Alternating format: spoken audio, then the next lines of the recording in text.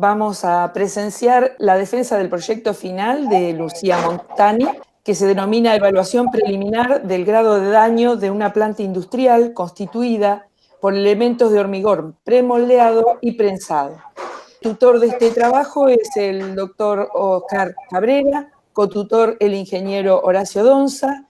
Jurados de este proyecto final son el ingeniero Néstor Ferreira, el ingeniero Bruno Díaz y el doctor Oscar Cabrera.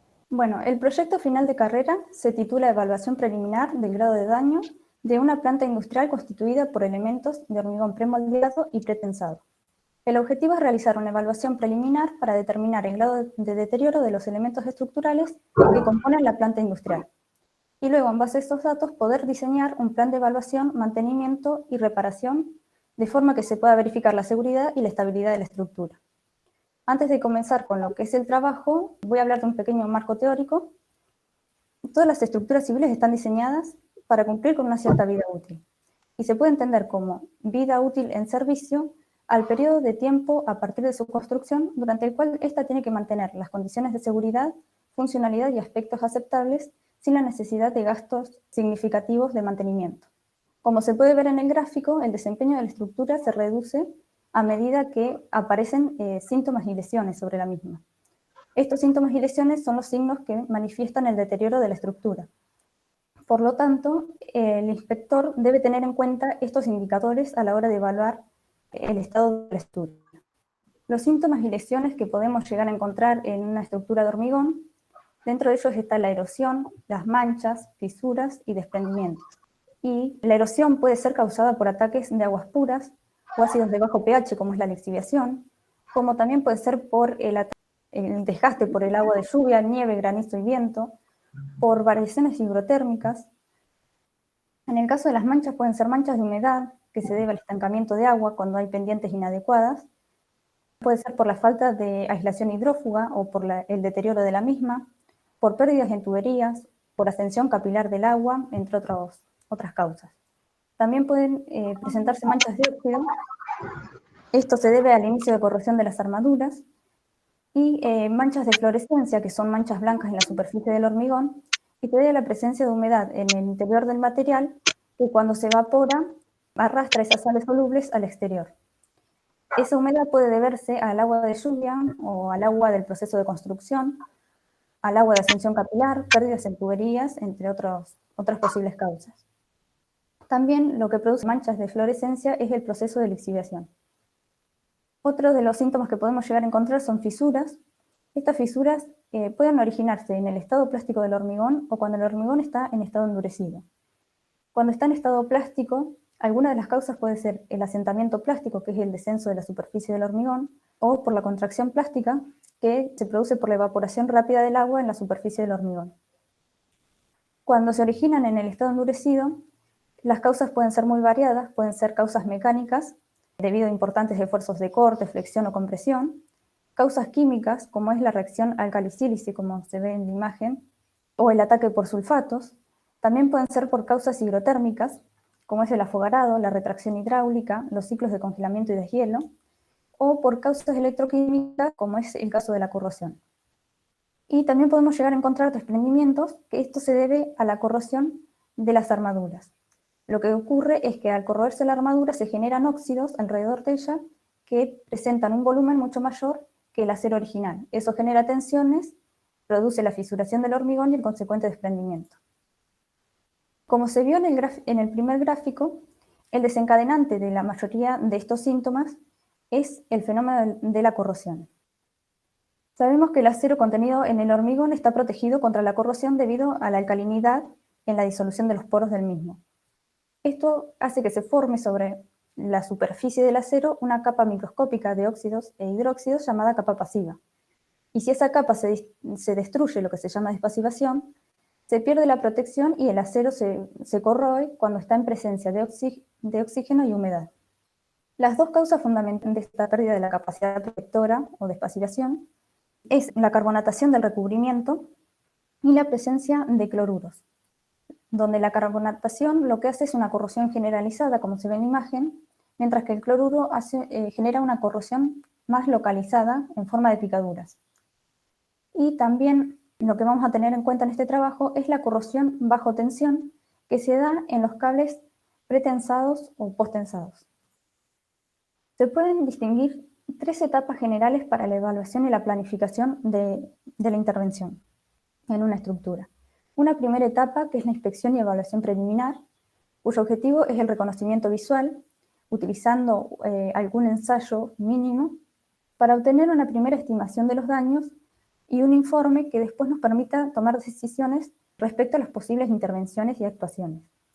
Una segunda etapa, que es la inspección y evaluación complementaria, cuyo objetivo es obtener una mejor estimación de los daños para así determinar con mayor precisión las intervenciones a realizar. En este caso, se debería aumentar, por ejemplo, el número de muestreos, la cantidad de ensayos a realizar o utilizar ensayos más avanzados como ensayos no destructivos, como también, por ejemplo, la utilización de modelos numéricos computarizados.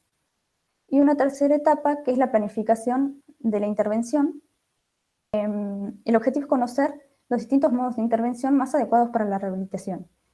El fin de este es restablecer el grado de seguridad y prolongar la vida útil de la estructura. En cuanto a la metodología empleada en este trabajo, se empleó lo que es la etapa inicial, es decir, la etapa de inspección y evaluación preliminar, que se basa en el relevamiento visual para estimar el estado de la estructura. Y ahora vamos a hablar de los pasos a seguir en esta etapa. El primer paso es la obtención de datos previos, es decir, la recopilación de información que se pueda llegar a obtener de forma de poder describir el edificio y conocer cómo están compuestos los elementos estructurales. También información como puede ser la edad de la estructura, los materiales que se utilizaron, y también las posibles intervenciones y los resultados de las mismas que se hayan hecho anteriormente. Un segundo paso es el reconocimiento visual del edificio, sería el relevamiento visual en sí, el trabajo de campo, que también viene acompañado de un trabajo de gabinete. Como tercer paso está la realización de pruebas y ensayos. Luego se hace una estimación del índice de daño, a esta etapa se la llama diagnosis, y el objetivo es hacer una evaluación del estado actual de la estructura. Una vez que se conoce el estado actual de la estructura, se puede hacer una propuesta de actuación en la zona o en la estructura, y esta etapa se la llama prognosis. El objetivo es hacer una estimación o una evaluación del comportamiento de la estructura en el tiempo, y así poder establecer qué tipo de intervención realizar y en qué momento se debe realizar. Y por último está la redacción del informe de inspección y evaluación preliminar, que va a servir como base para próximas inspecciones. Bueno, ahora lo que se hizo fue aplicar estos pasos y esta metodología de la inspección y evaluación preliminar a nuestro trabajo que se llevó a cabo durante el año 2019, y el objetivo es la evaluación del estado de una planta industrial de forma de determinar el nivel de deterioro que presenta y las posibles intervenciones que se pueden llegar a realizar. En cuanto a las características del edificio, la superficie cubierta a relevar es de aproximadamente 60.000 metros cuadrados, es la superficie que se relevó. La cubierta está constituida por canalones de hormigón pretensado, por losetas huecas pretensadas y por columnas de hormigón armado premoldeadas, es decir, todos estos elementos son prefabricados. Para tener una idea de cómo se disponen estos elementos, hay una imagen en la cual sobre las columnas de hormigón apoyan los canalones de hormigón pretensado que actúan como vigas de apoyo de las losetas y las lucarnas, que lo que hacen es ampliar la cubierta y terminar de cerrar la misma.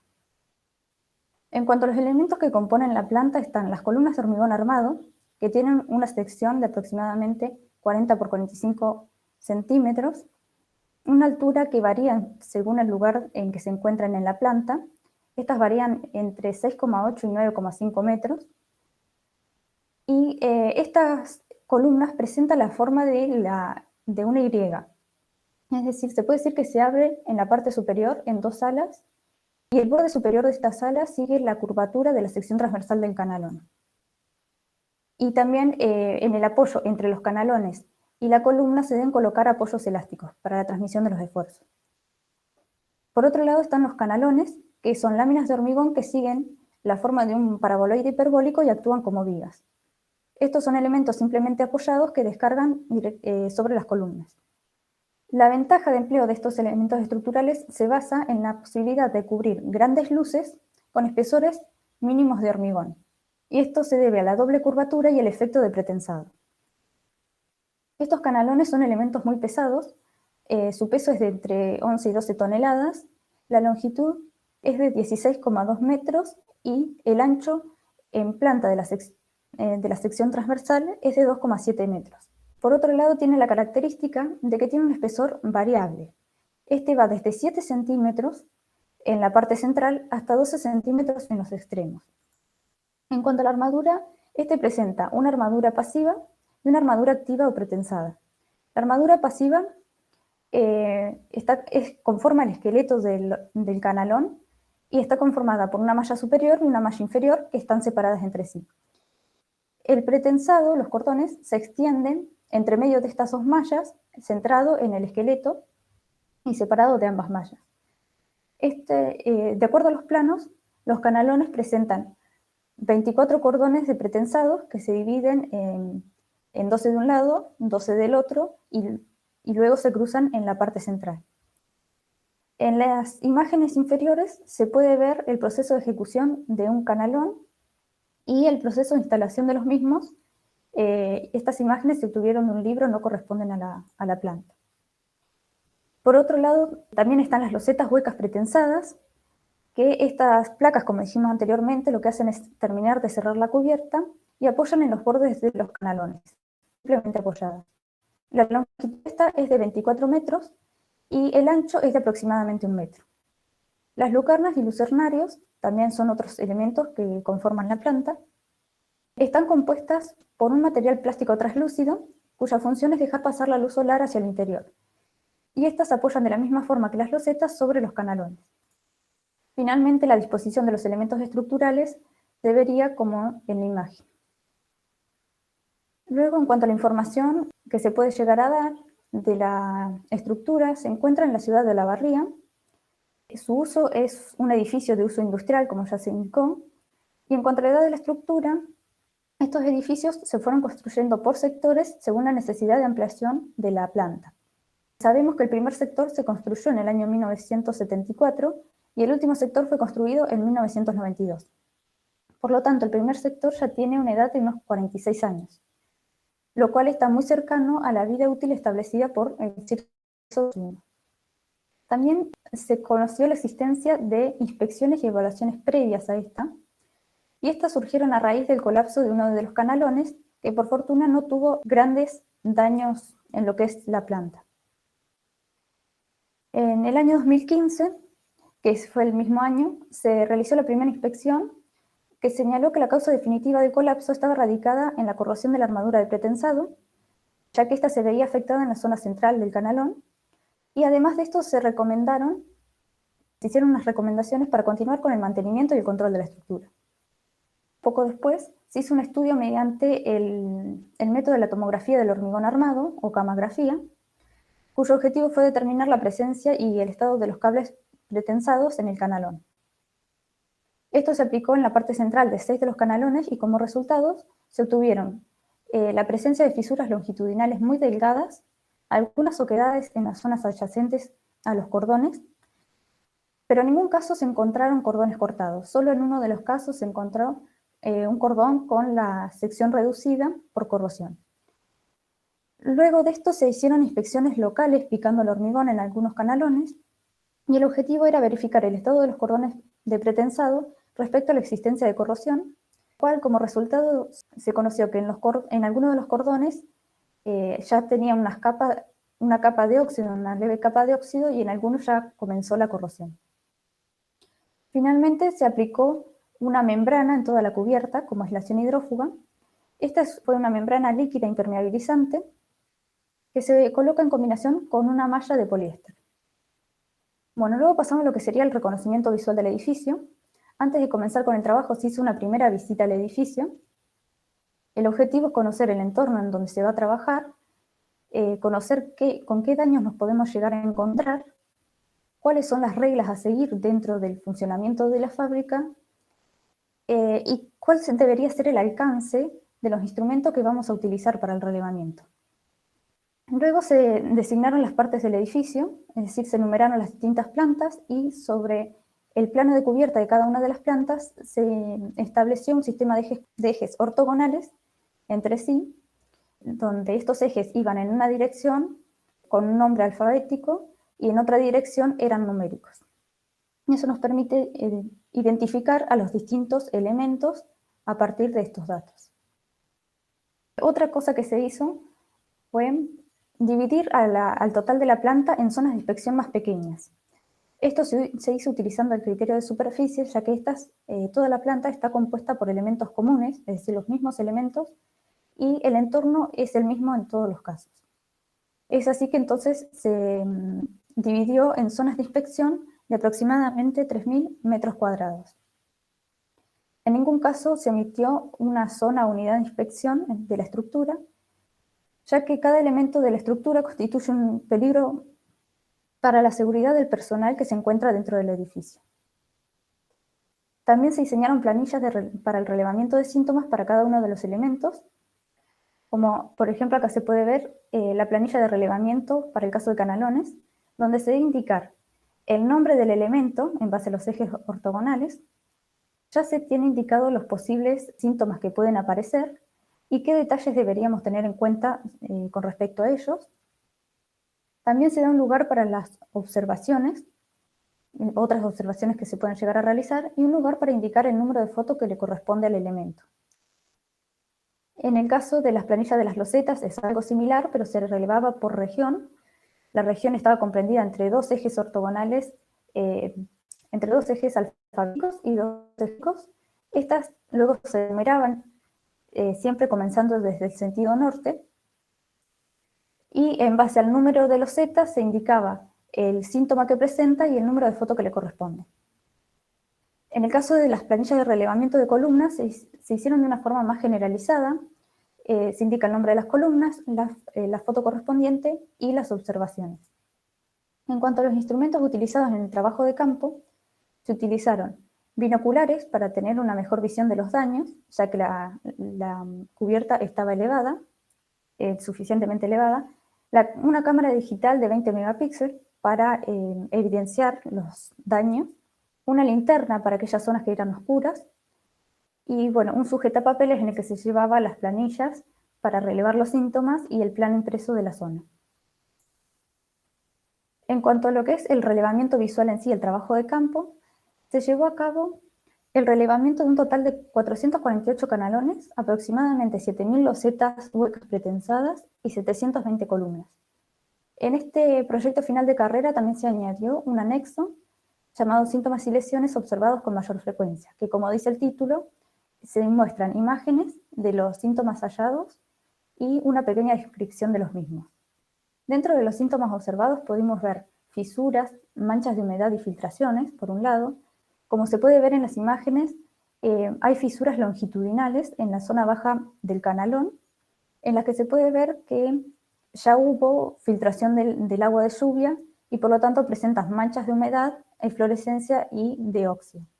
También algunas manchas de humedad puntuales, como se puede ver en la figura superior, y en muy pocos casos, en algunos de los canalones, se vio la presencia de fisuras inclinadas a 45 grados en los extremos del canalón. También se observaron desprendimientos, huecos y armadura expuesta. Por ejemplo, en la imagen se puede ver el desprendimiento del material de recubrimiento que deja la armadura expuesta al ambiente, lo mismo para el caso de una loseta, y también en algunos casos se veía la rotura o la fisuración en la zona de apoyo tanto del canalón como de la columna, y probablemente se debía a la falta de apoyos elásticos. También se observaron huecos, principalmente en las columnas, que se han realizado sin tener en cuenta el efecto que esto tiene para la velocidad de corrosión. Otra de las cosas que se vieron fue principalmente en la zona de circulación de los autoelevadores, es la rotura de las esquinas de las columnas, donde queda la armadura expuesta al ambiente y ya se ve algo corroída, y esto se debe al choque de los autoelevadores. Y en unos pocos casos también se vieron que los canalones no presentaban el espesor de recubrimiento suficiente. El objetivo de este relevamiento visual, como se dijo, es estimar el grado de deterioro de la estructura y en base a ello poder determinar el tipo de ensayo que sería más adecuado. Entonces, en esta primera etapa no se aplicaron ensayos. Sin embargo, se llevó a cabo una inspección más detallada de aquellos elementos que presentaban un mayor índice de riesgo, con el objetivo de observar más de cerca la superficie dañada. Es así que esta inspección se puntualizó principalmente en aquellos canalones que presentaban un elevado índice de daño, y para eso se utilizó una hidrogrúa con la que se pudo acercar lo suficiente a la superficie inferior del canalón. Ahí se pudo ver que aquellos desprendimientos donde la armadura estaba a la vista, en algunos casos tenían un nivel de corrosión elevado, como se puede ver en las dos primeras imágenes. También se observaron la presencia de oquedades, en uno de los casos una oquedad profunda, y en esta imagen se muestra cómo se ve el inicio del desprendimiento desde el nivel 0, lo cual es difícil de visualizar. Pero cuando realizamos la inspección más detallada, pudimos ver que el material, al desprenderlo, dentro del material, la armadura ya se encuentra con corrosión, tanto la armadura pasiva como la armadura pretensada. Esto es para el caso de un canalón. Y además se puede observar la presencia de la oquedad alrededor de la armadura. Luego pasamos a lo que es la estimación del índice de daño, donde el objetivo es una evaluación del estado actual de la estructura. En este punto se estableció una escala en función del grado de deterioro que se observaba, es decir, en base a los síntomas que se observaron, y esta escala permite distinguir cuáles son los elementos más afectados y aquellos elementos que no presentan aún síntomas graves. Cuando en un mismo elemento se observan más de un síntoma distinto, como por ejemplo en un canalón se pueden observar fisuras longitudinales, pero al mismo tiempo se pueden observar desprendimientos, se establece como valor de índice de daño al mayor valor entre ellos, es decir, el que corresponde al desprendimiento, por ser de mayor riesgo. Por otro lado, también el valor del índice de daño puede verse modificado en base a los criterios del inspector, ya que éste tiene que evaluar el grado de secuela en caso de que ocurra el fallo del elemento. Es decir, se debe evaluar el posible riesgo de vida o de importantes daños materiales. Entonces puede variar el índice de daño. Acá se muestra la escala de daño establecida para el caso de los canalones, donde el índice de daño se aumenta su valor a medida que el síntoma presenta un mayor riesgo para la estructura. De forma similar se estableció una escala para el caso de las losetas y también una forma similar para el caso de las columnas. En cuanto a la redacción del informe preliminar, en este se diseñó una escala de colores para poder identificar en los planos de la cubierta los elementos con los diferentes grados de daño, como se puede ver en el costado, la escala de colores. Por cada zona relevada se entregó un informe preliminar en el cual se indicaban los objetivos y el alcance del relevamiento, los síntomas observados en los elementos estructurales y el estado de los mismos, el porcentaje de canalones con diferentes grados de deterioro, como se observa en la tabla. También se dieron recomendaciones para la reparación y evaluación de distintos elementos estructurales. Y finalmente se anexaba un plano indicando el grado de daño con esta escala de colores. A este informe además se le anexaba un informe en el que los síntomas se encontraban más detallados y se indicaba el número de foto que le corresponde a cada elemento. Acá se puede ver la aplicación de la escala de colores para los distintos elementos, para los canalones, las losetas y las columnas. Se puede observar que esta escala de colores nos permite identificar fácilmente cuáles son los elementos más afectados por el deterioro. Luego, una vez obtenidos los resultados del estado actual de la estructura, es decir, de los síntomas, se pueden realizar distintos análisis. Por ejemplo, podemos determinar el porcentaje de canalones en función del grado de daño. Esto se estableció para esta zona en particular, donde podemos ver que el 50% de los canalones presenta un índice de daño intermedio. Esto nos permite advertir en forma aproximada la extensión en que se debería aplicar cada tipo de intervención y se puede estimar cuál es el método más adecuado, tanto en cuanto a costo como a eficiencia. También podemos diferenciar no solo por el rango de daño, sino también de acuerdo a los distintos síntomas. Por ejemplo, podemos determinar la cantidad de canalones de esta zona que presentan un mismo síntoma. Por ejemplo, 21 de estos canalones presentan manchas de óxido. A partir de esto, podemos determinar la distribución relativa de los síntomas observados en los canalones. También se puede aplicar a las losetas y a las columnas. Y lo que se vio es una gran similitud con el gráfico del manual Helene, que es la distribución relativa de la incidencia de las patologías en estructuras de concreto.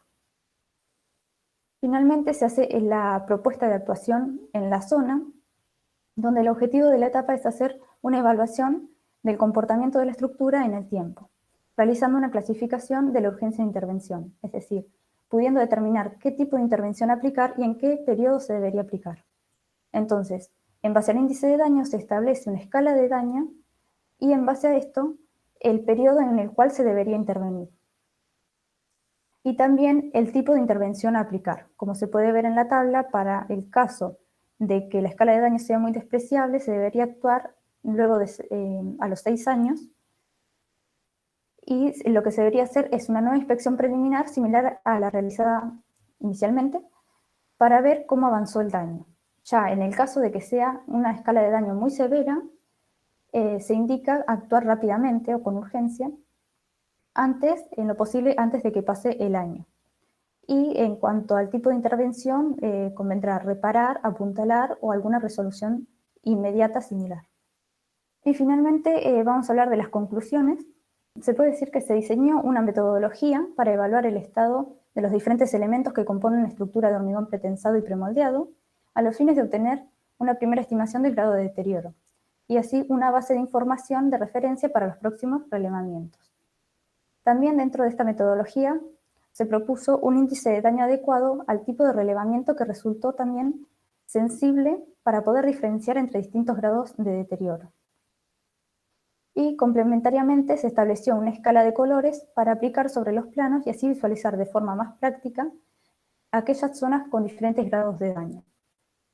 Por otro lado, el índice de daño es uno de los criterios a tener en cuenta al establecer los tiempos para efectuar intervenciones en las distintas zonas de la estructura.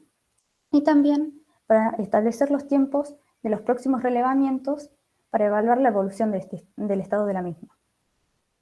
De este relevamiento se desprende la importancia del mantenimiento de las estructuras de hormigón, y en el mantenimiento de edificios de grande superficie, como es en este caso, se requiere una programación sistemática en el tiempo debido a los costos que esto implica, realizando el trabajo por zonas o bien por el tipo de elemento estructural. También hay que aclarar que los principales daños que presenta la estructura coinciden con la edad de la misma, ya que dijimos que tiene 46 años. Y esto está muy cercano a los 50 años, que es la vida útil establecida por el CIRSOC 201. Por otro lado, se puede concluir que el principal motivo de origen de las lesiones que se observaron se debe al efecto de las filtraciones de agua, puede ser por la falta de membranas impermeables o la presencia de membranas deterioradas, que lo que hacen es estancar el agua, por también la realización de huecos sin tener en cuenta el efecto que esto tiene sobre los elementos estructurales en cuanto a la corrosión. También se vieron amuraciones en canalones y losetas, lo que le suma cargas no previstas a los elementos estructurales. Y por otro lado hay que tener en cuenta que estos canalones son elementos muy pesados, complejos en su geometría, y por ser acero pretensado con adherencia, son muy difíciles de rehabilitar. También se propusieron alternativas de reparación para las columnas y diversos estudios para aplicar sobre los canalones. Y si bien este relevamiento visual permite detectar el estado de los elementos estructurales y distinguir entre los distintos grados de deterioro, siempre es aconsejable aplicar ensayos o técnicas que puedan indicar con precisión el deterioro del material. Y ahí finalizo.